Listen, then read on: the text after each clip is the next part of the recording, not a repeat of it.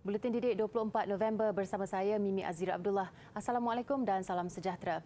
Menteri Kanan Pendidikan Datuk Dr. Razzie Jidin memaklumkan keputusan permohonan pertukaran guru melalui sistem EG Tukar bagi tahun hadapan akan dikeluarkan pada 6 Disember nanti.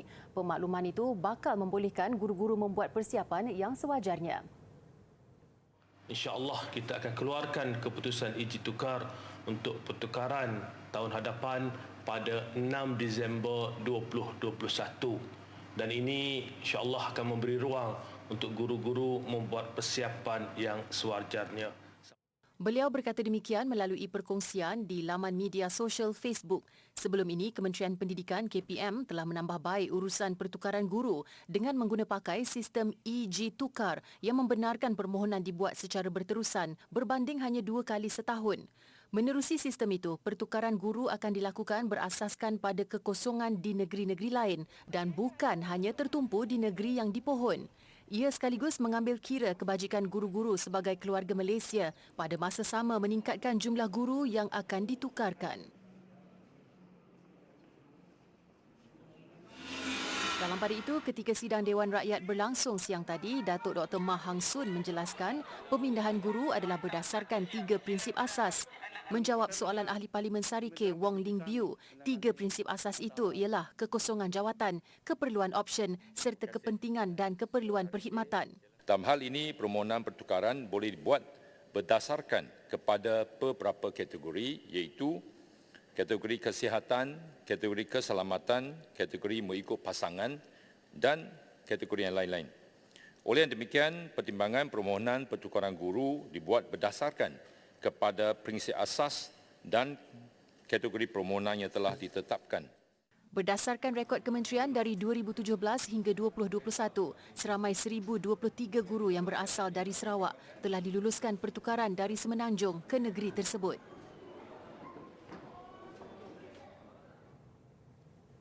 Malaysia meraih 6 emas, 6 perak dan 4 gangsa dalam pertandingan akhir Global IT Challenge yang disertai murid berkeperluan khas MBK.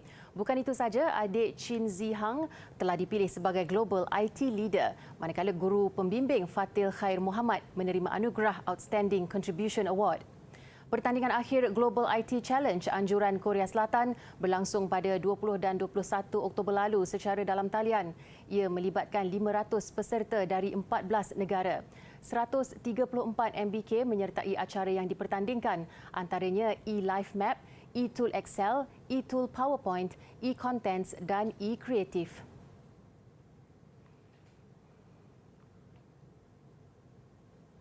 Kementerian Pengajian Tinggi KPT memberi fokus kepada 2 strategi utama dalam memastikan kebolehpasaran graduan di negara ini. 2 langkah yang diberi penekanan ialah program peningkatan kemahiran dan latihan semula, reskilling and upskilling selain pemerkasaan agenda kebolehpasaran graduan. Oktober 2021. Di bawah strategi reskilling and upskilling, KPT giat melaksanakan latihan khusus untuk graduan IPT dari tahun 2019 yang masih belum bekerja. Menerusi program intervensi, KPT mengenal pasti graduan dan program pengajian yang mempunyai kebolehpasaran rendah. Pihaknya juga giat menjalankan program latihan industri berstruktur yang menawarkan penempatan di industri secara kekal kepada pelajar yang mengikuti latihan industri. Dan yang ketiga, membangunkan pelan strategik kebolehpasaran graduan 2021-2025 sebagai usaha untuk memastikan pelaksanaan program kebolehpasaran yang lebih tersusun dan memberikan keberhasilan graduan yang lebih holistik dan seimbang.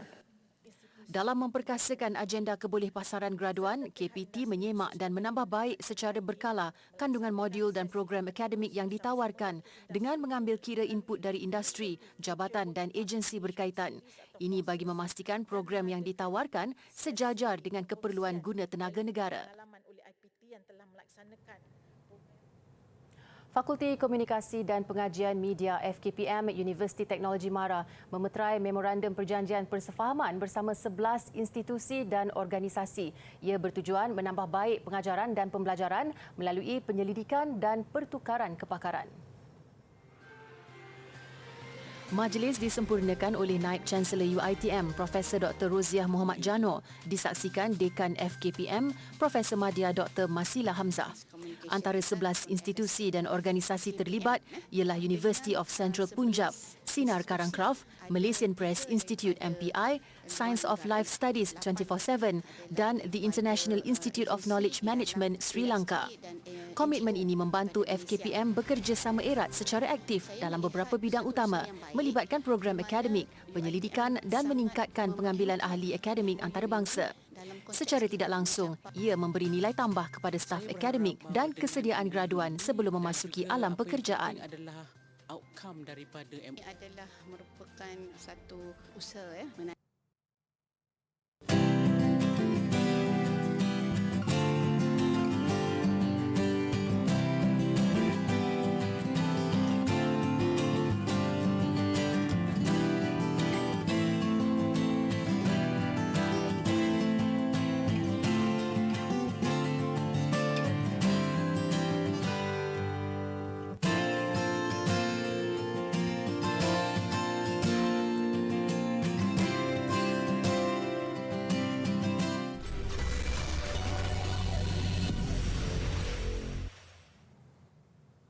Bertemu kembali, 97.5% guru sudah lengkap vaksinasi COVID-19 setakat 31 Oktober lalu. Timbalan Menteri Pendidikan Datuk Dr. Mah Hang Sun berkata, jumlah guru telah menerima sekurang-kurangnya satu dos vaksin pula adalah 99.04%. Mengenai tindakan yang akan diambil terhadap guru yang enggan ataupun anti vaksin ini, ianya akan berpandu kepada arahan yang telah akan dikeluarkan oleh JPA.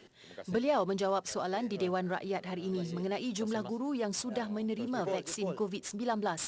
Dalam pada itu, Datuk Dr. Mah memaklumkan mana-mana pihak yang ada maklumat mengenai layanan didakwa diskriminasi terhadap guru yang enggan menerima vaksin boleh melaporkan perkara itu kepada Kementerian Pendidikan. Jelas beliau, menjadi keutamaan KPM untuk sentiasa memberi keutamaan kepada kebajikan guru dan murid serta semua warga pendidikan. Dalam pada itu, 2,603,148 individu atau 82.7% daripada populasi remaja di negara ini lengkap menerima suntikan vaksin COVID-19. Menurut data COVID Now, 2,760,656 individu atau 87.7% golongan itu telah menerima sekurang-kurangnya satu dos vaksin.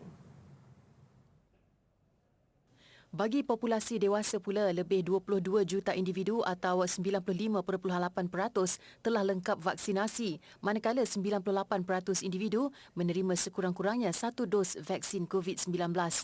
135,631 dos vaksin diberikan semalam, membabitkan 10,473 suntikan dos lengkap.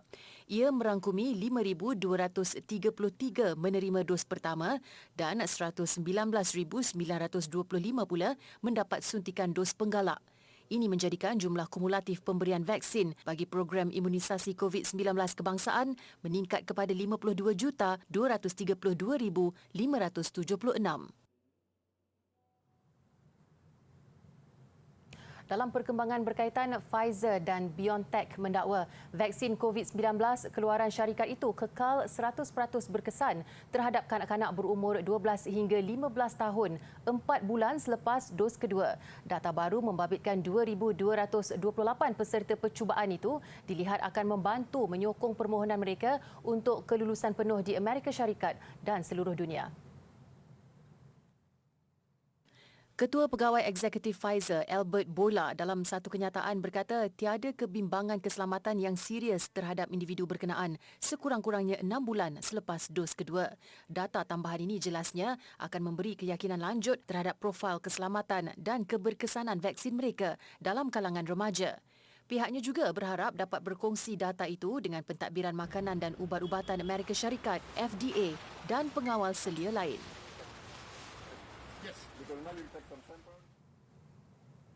Baiklah, bagi menangani jenayah pengantunan terhadap kanak-kanak atau child grooming, 100 penjawatan tambahan telah diwujudkan pasukan polis Diraja Malaysia PDRM. Langkah itu dilihat bagi membantu usaha pencegahan pantas dan jenayah ditangani segera. kita mengucapkan tahniah juga apabila kerajaan baru ini telah meluluskan sebanyak 13 juta ringgit kepada bahagian D11 Polis Diraja Malaysia dan mewujudkan 100 penjawatan. Ini sebenarnya adalah sangat membantu dalam menangani isu-isu yang berkaitan dengan jenayah terhadap kanak-kanak ini. Dan kita insya-Allah kita mengharapkan dengan adanya pertambahan jawatan dan peruntukan yang telah disediakan oleh kerajaan ini sebagaimana yang dicadangkan oleh Berhormat tadi supaya ditambah baik untuk kita memastikan supaya isu-isu berkaitan dengan jenayah seksual terhadap kanak-kanak ini kita dapat bendung bersama insya-Allah. Terima kasih Menteri. Jelasnya kesalahan pengantunan kanak-kanak juga telah dimasukkan ke dalam Akta Kesalahan-Kesalahan Seksual terhadap Kanak-kanak 2017 yang telah digubal.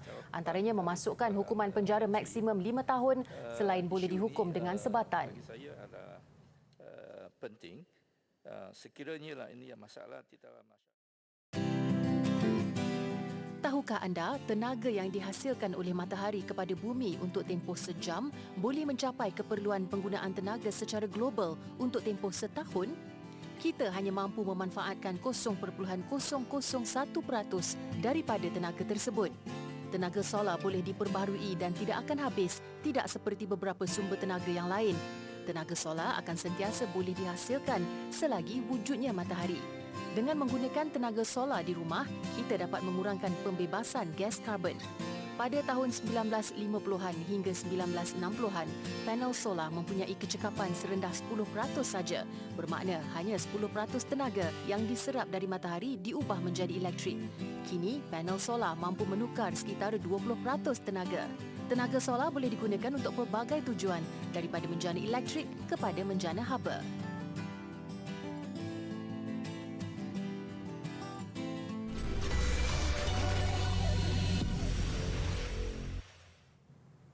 Masih bersama Buletin Didik, misi memusnahkan asteroid menggunakan kapal angkasa dilancarkan Agensi Aeronautik dan Angkasa Lepas NASA.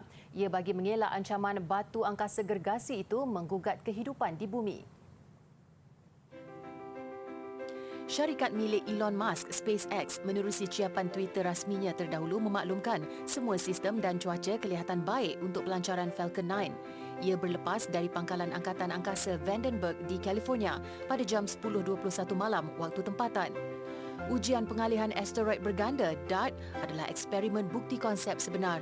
Projek bernilai $330 juta atau 1.4 bilion ringgit itu diletakkan sasaran untuk mengubah sedikit trajektori asteroid anak bulan Dimorphos sekitar 160 meter.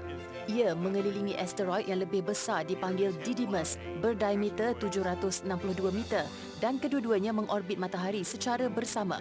Sistem asteroid binary berada pada jarak 11 juta kilometer dengan bumi, iaitu titik terdekat yang pernah direkodkan. Saintis terkemuka NASA Thomas Zurbuchen berkata setakat ini bumi tidak menerima ancaman asteroid berkenaan, namun tergolong dalam kelas objek dekat bumi NEO atau asteroid dan komet dalam jarak 48 juta kilometer. Kini terdapat 10,000 asteroid berhampiran bumi yang diketahui bersaiz 140 meter atau lebih besar. Bagaimanapun tiada satu yang berisiko untuk menghentam bumi dalam tempoh 100 tahun akan datang.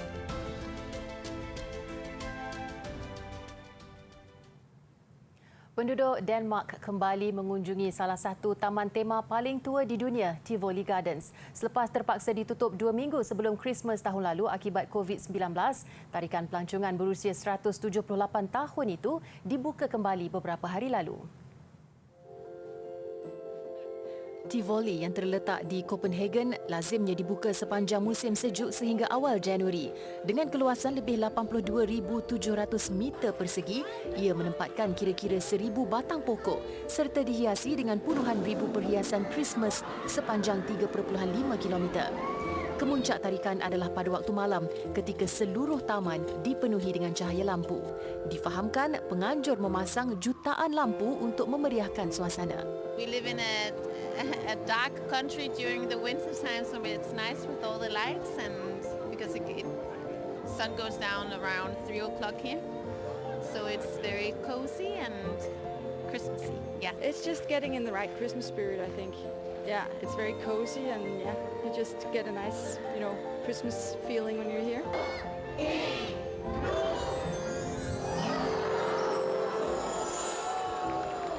Kebiasaannya, taman ini menerima kira-kira 1 juta pengunjung setiap tahun. Sudah tentunya pihak Tivoli mengharapkan musim yang lebih baik kali ini selepas berdepan kerugian kerana tidak beroperasi tahun lalu. Tahun ini dengan Corona Pass yang diperkenalkan pihak berkuasa Denmark, pengunjung dapat menikmati semula kemeriahan musim sejuk dan cuti hujung tahun bersama keluarga.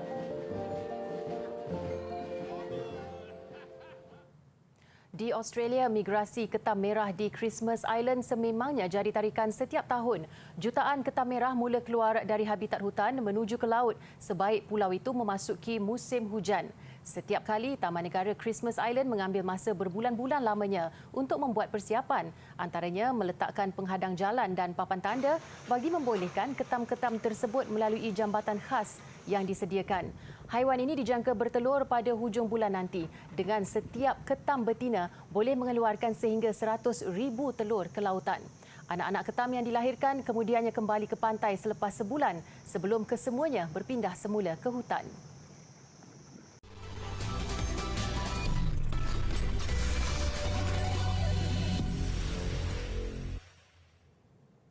Sukan, skuad hoki remaja negara sedang mengharungi aksi pertama peringkat kumpulan di kejohanan Piala Dunia Remaja Lelaki 2021. Berlangsung di Stadium Kalinga, Bhubaneswar, India, Malaysia ketika ini dijadual sedang menentang Chile. Walaupun berdepan tempoh persiapan yang singkat, pasukan hoki remaja dilihat tetap bersemangat ketika mengharungi sesi pemanas badan terakhir beberapa jam sebelum perlawanan bermula.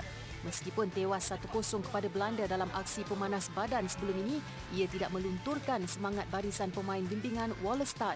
Sebaliknya, perlawanan persahabatan kedua bertemu Argentina yang berkesudahan seri 1-1 dilihat mampu memberi gambaran awal kepada persiapan skuad negara untuk bertemu Chile.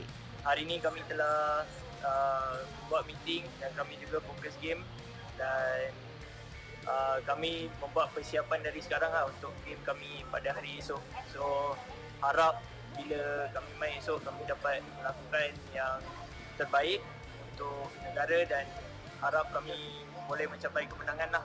Selepas Chile, skuad negara bakal berdepan tugas getir menentang naib juara edisi 2016 Belgium. Ia disusuli aksi terakhir kumpulan A menentang Afrika Selatan sehari kemudian.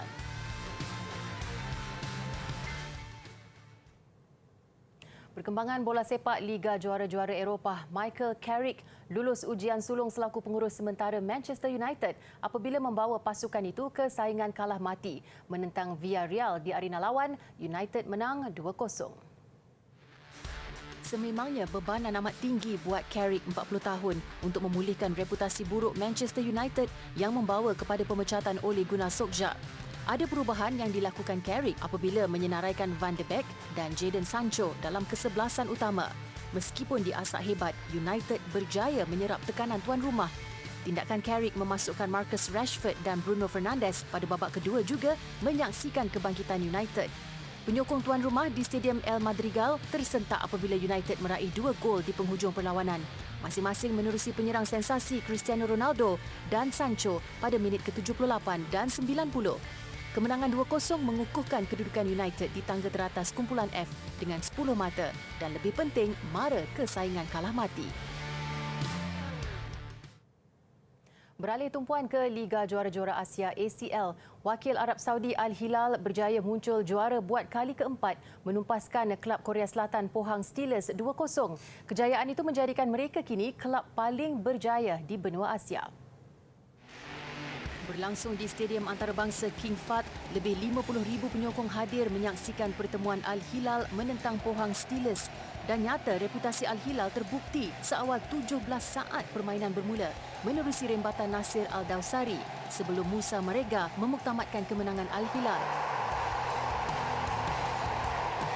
Dengan keputusan 2-0, Al Hilal pastinya berbangga dengan koleksi 4 trofi sekaligus menjadikan mereka kelab paling berjaya di peringkat benua Asia. Untuk rekod, Al Hilal pernah muncul juara pada edisi 1991, 2002 dan 2019.